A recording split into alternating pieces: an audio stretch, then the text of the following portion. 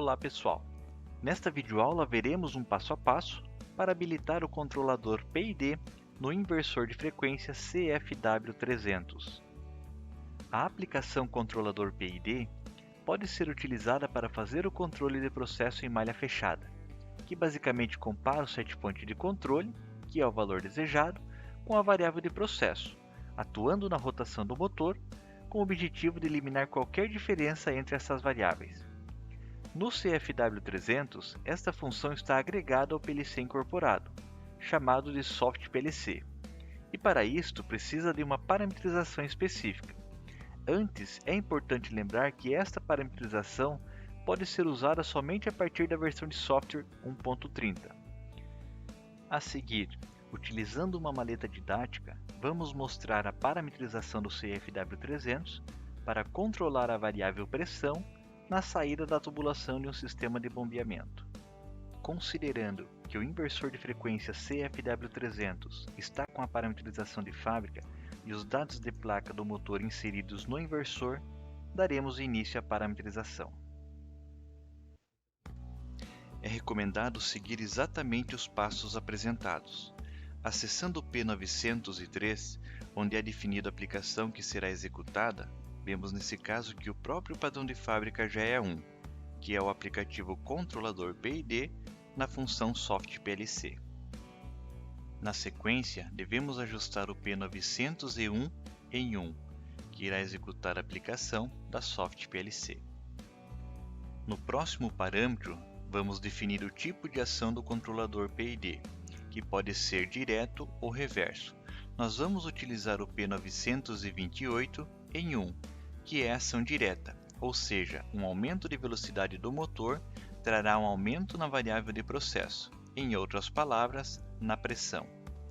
É importante lembrar que ao alterar o conteúdo do P928 de 0 para 1 ou 2, com o aplicativo rodando, será feito um carregamento automático de valores para uma série de parâmetros relacionados ao PID.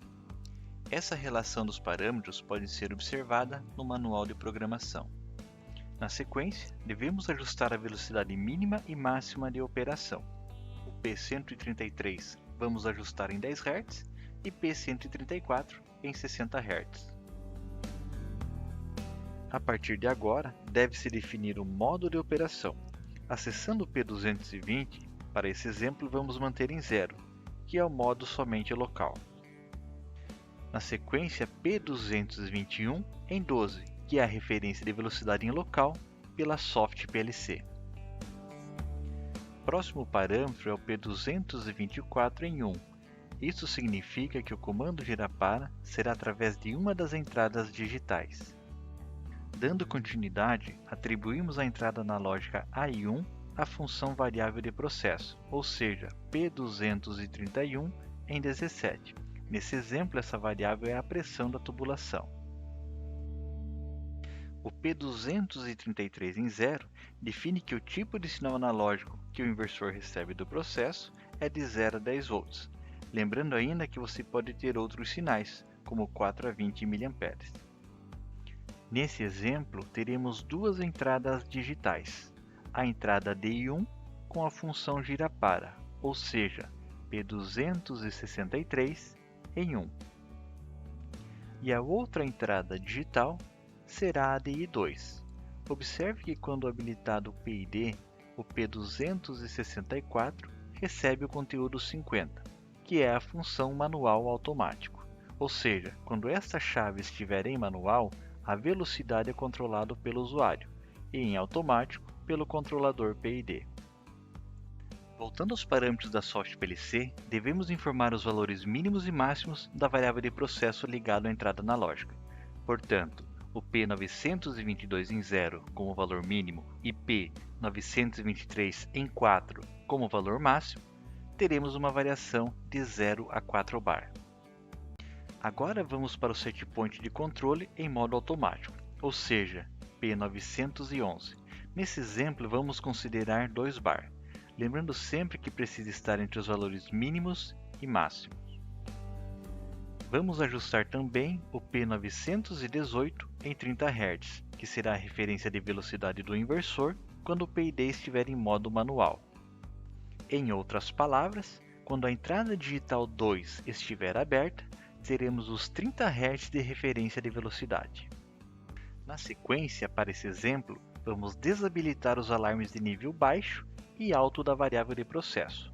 Para isto, acessamos o P924 e P926 e colocamos o conteúdo dos parâmetros em 0. Após realizada a parametrização do inversor, faremos a simulação de um sistema de bombeamento. O potenciômetro analógico conectado à entrada analógica 1 fará o papel do nosso transdutor de pressão. Ele está instalado no cano de saída da bomba. No P916, podemos monitorar a variável de processo, que é de 0 a 4 bar.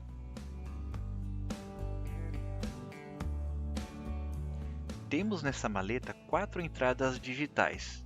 A entrada digital DI1 foi parametrizada para gira-para, e a entrada digital DI2 está parametrizada para manual automático do PID.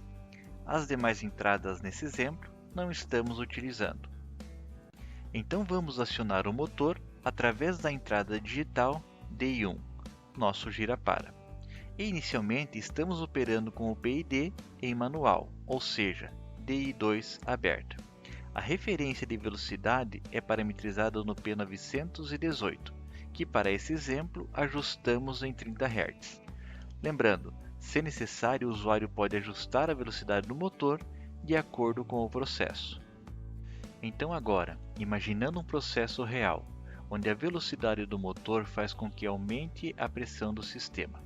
Podemos verificar isso na variável de processo, P916, onde estamos simulando que o potenciômetro é o nosso transdutor de pressão até atingirmos o valor desejado de 2 bar.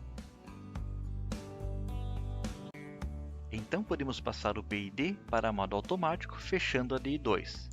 Como o valor desejado P911 está igual ao valor medido no P916, a velocidade do motor permanece a mesma no P917, onde apresenta o valor de saída do controlador PID em percentual. Se preferir, pode-se ainda monitorar no P2 a velocidade de saída para o motor em Hz. Supondo agora um processo real, onde a pressão medida do sistema, que é a variável do processo, cai em relação ao valor desejado. Observe que acontece um aumento de velocidade do motor. Esse aumento de velocidade do motor provoca um aumento de pressão no sistema. Essa pressão é aumentada até termos novamente o valor desejado igual ao valor medido. Acontecendo a condição contrária, onde a pressão medida passa do valor desejado, o inversor de frequência irá diminuir a velocidade do motor. Essa diminuição de velocidade trará uma redução de pressão até novamente termos o valor desejado igual ao valor da variável de processo. Em nossa demonstração, mantivemos os ganhos de fábrica no inversor. Porém, é importante destacar que o ajuste dos ganhos do PID é um processo que requer algumas tentativas para atingir o tempo de resposta desejado. No manual de programação do inversor, há um capítulo relacionado ao PID, onde são sugeridos valores dos ganhos para alguns tipos de grandezas. Essa foi a conexão de controle realizada em nosso exemplo, onde utilizamos a DI1 como gira-para e a DI2 como manual automático. O nosso transdutor de pressão foi simulado pelo potenciômetro analógico conectado à entrada analógica AI1. E aqui está o passo a passo da parametrização realizada no exemplo, com o parâmetro, descrição e conteúdo utilizado em cada parâmetro. Mais informações sobre esta função ou outras informações dos inversores VEG, consulte os manuais disponíveis em nosso site e acompanhe nosso canal no YouTube. Muito obrigado e até a próxima.